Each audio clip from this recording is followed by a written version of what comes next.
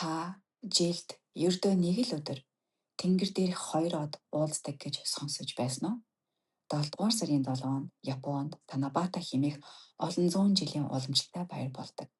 Энэ баярын цаана маш гонигтай атлаа гайхалтай домог байдаг. Тэнгэрийн нэхэмжчин гүнж, Орихиме болон өхөрчин Хикобоши хоёр бие биедээ хит авцснаас болж ажиллаа орхижээ. Үүнийг хараад Тэнгэрийн хаан тэднийг сүүн замаар хоёр тийш нь салгасан гэдэг.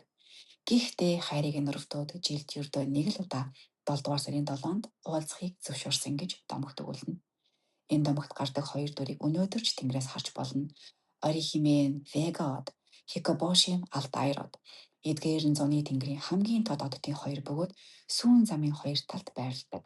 Японочууд энэ өдрийг зөвхөн хайр дурлалын баяр гэж үздэггүй, тасарсан холбоог эргэн харах, холдсон хүмүүсээ уучлах, мөн өөрийн зүрхнийхээ жинхэнэ хүслийг санах өдөр гэж бэлддэг байна.